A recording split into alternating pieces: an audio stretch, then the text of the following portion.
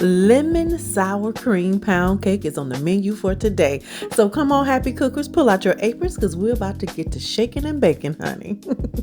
Now, I've been baking pound cake forever. When I tell you, my mother taught me how to make my first pound cake at the age of 11 years old. And I can recall my first bake sale.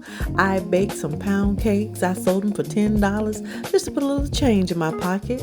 And I've been having that entrepreneurial spirit with these pound cakes ever since. Those of you that know me know that I'm known for making pound cakes. Now, this particular recipe I saw online and I said, you know what about I try to do this here?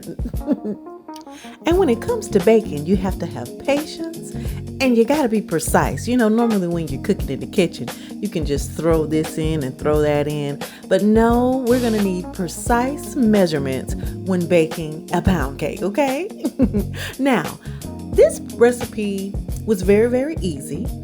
And before I start baking, I like to take my flour and my Jell-O pudding mix, my baking powder, and I like to sit it to the side. I don't add salt because, of course, I like to use salted butter. And this recipe is the same like every other pound cake. It has eggs, butter, and sugar. And you want to make sure you fold your eggs in one at a time, okay? Now, if you're worried about your weight, if you're worried about your diabetes, I suggest you take precautions, okay? And of course, you got to sift your dry ingredients before you dump them into your cake mixture, okay? Now, then you add your sour cream.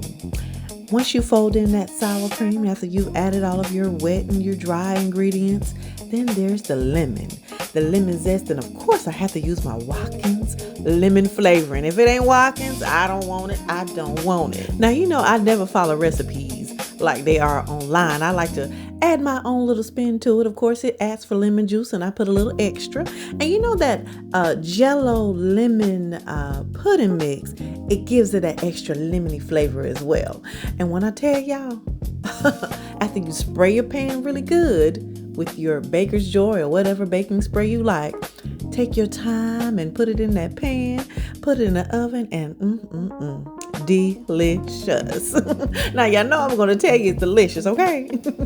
This cake was one of my top cakes, I think, that I've made, pound cake. And I've made all kinds and all flavors. But this one right here is a 10 out of 10. You hear me? And I normally don't put a glaze on my pound cake. I like mine a little plain. But since this recipe had a lemon glaze, I decided to go ahead and do a little drizzle, dazzle, dizzle. And it was really, really good, okay? I used lemon juice, some lemon flavoring, vanilla flavoring, and it still wasn't quite right. I had to ask my mama, and she had to give me some advice. Honey, she said put some sweet condensed milk in there. And when I tell you, it turned out delicious. She's still teaching me how to bake pound cake to this day. This cake was so moist, y'all. The top was so nice and crunchy, and the middle was so light and fluffy.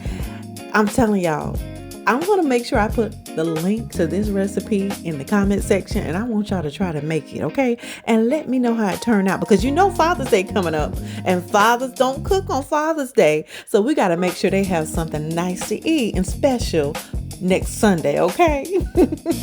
And thank y'all for watching and liking and sharing. I really appreciate you all that's following me. If you haven't hit the follow button, hit that follow button. I'm trying to get my subscribers up, okay? Thank you all and happy cooking.